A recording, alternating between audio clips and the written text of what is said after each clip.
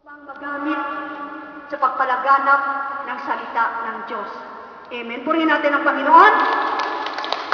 Ayok na naintindihan niyo ang tungkol dito.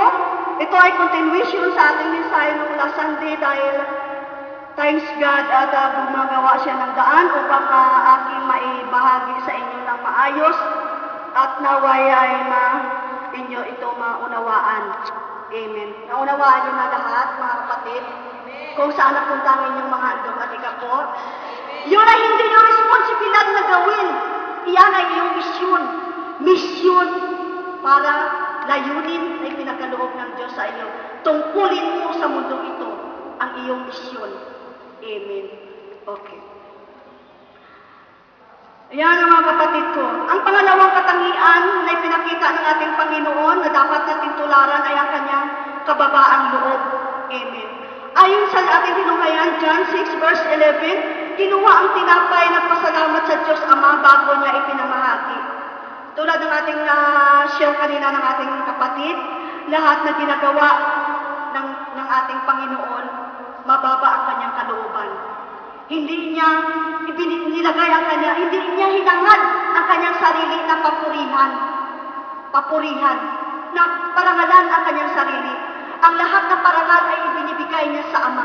Nagpapasalamat siya sa Ama. Ang karangalan ibinigay niya lagi sa Ama. Amen. Sa bawat panalangin niya, Ama, nagpapasalamat po ako sa iyo. Ama, nagpapasalamat po. Kinikilala na ang lahat sa kanya ay mula sa Ama. Paano natin tularan?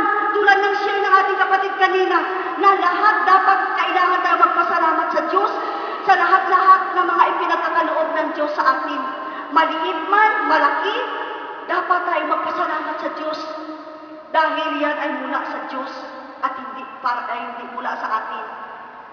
Lakas sa ating pagsisikap, hindi yan ating gawa. Mula yan lahat sa Diyos.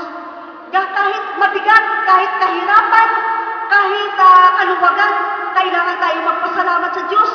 Bakit? Ang sabi ng Diyos, ipagpasalamat ninyo sa sulat sa Pablo, ipagpasalamat ninyo ang lahat ng mga nangyayari sa inyo dahil yan ang kalooban ng Diyos. Lahat ng mga nangyayari sa atin ay kalooban ng Diyos bilang mga anak na tinawag ng Diyos. Lahat ay mga nangyayari sa atin. Mahirap, kabiguan, sakit, kaguluhan. Yan lahat ay kaguluhan, ay binibigyan tayo ng Diyos minsan ng kaguluhan dahil mahal tayo ng Diyos. Nais ng Diyos na ituwid tayo. Yan ang kalooban ng Diyos na maranasan natin ang mga kabiguan sa ating buhay. Siguro dapat natin magpasalamatan ang lahat ng mga nangyayari sa ating buhay dahil yan ang kalooban ng Diyos. Maaaring mahirap magpasalamat sa Diyos. Mahirap siguro magpasalamat sa Diyos kapag nakaranas tayo ng sakit, kabiguan, napakahirap. Ngunit tandaan natin ito, alam ng Diyos ang lahat nating dinaranas. Ang sabi ng Diyos, siya lang nakakaalam ng ating mga kalagayan.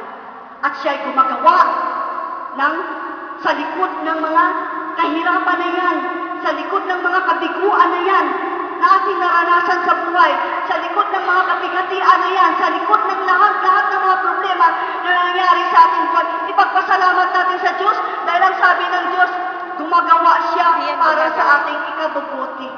Amen. Sa gitna ng unos, sa kabila ng unos, sa gitna ng mga unos bagyo sa ating buhay, mayroong ipinaglalaan ang Diyos na mabuti para sa atin. Dapat lang nakatuon ang ating paningin sa ating tatamuin at huwag sa mga unos na dumarating sa ating buhay. Amen. Kaya mga kapatid ko, maghihimala na ang Diyos sa ating buhay. Patuloy siyang maghihimala sa ating buhay kapag hindi tayo sumusuko sa lahat ng mga problema na dumarating sa ating buhay. Kapag patuloy tayong manalig sa Kanya, kapag patuloy tayong sumunod sa Kanyang kalooban, kahit na hindi answer ang prayer request natin, kahit sa mga inaasa-asahan natin na tagumpay, kabiguan pa lang natin nakamtan. Kapag hindi tayo sumusuko, kapag hindi tayo nawawala ng pag-asa, at patuloy tayong manalig at sumunod sa Diyos, makikita mo ang himala ng Diyos sa iyong buhay.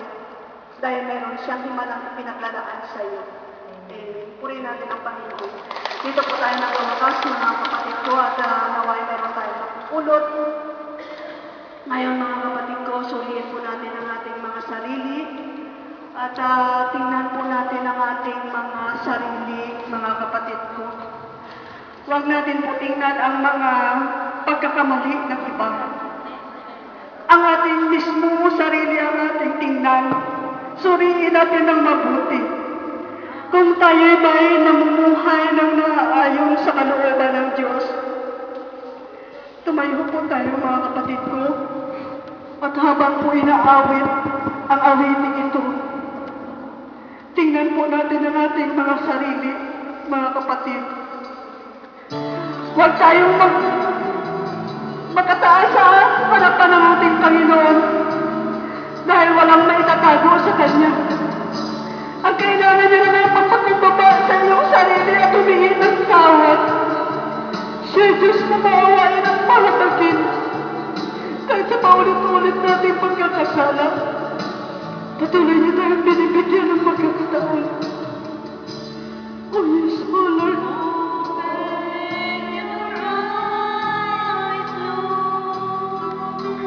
Yes, mahal na Panginoon.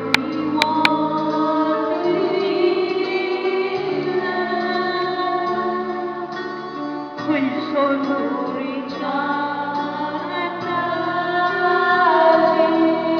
Oh yes, oh Lord. Buksan mo ang aming mga isip. Buksan mo ang aming mga mata upang makita namin ang aming mga kalagayan. Ang aming mga pagkukulang. Pag-usap ka sa amin at kami nakikinig.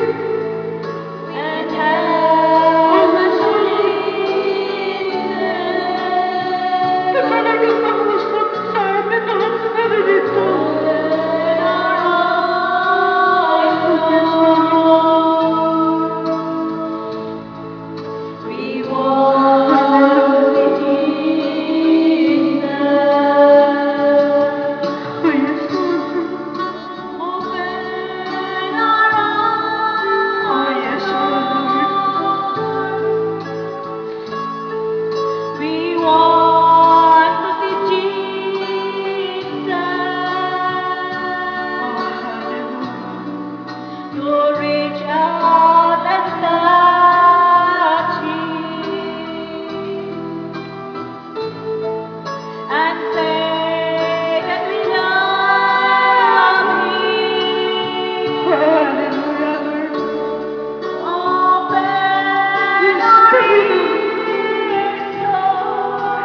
Patuloy kang pag-usap sa amin.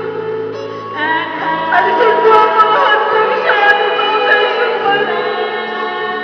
Ang kataasan ng mga kasya naging tayo. Ulitin na natin alisin ang mga salita.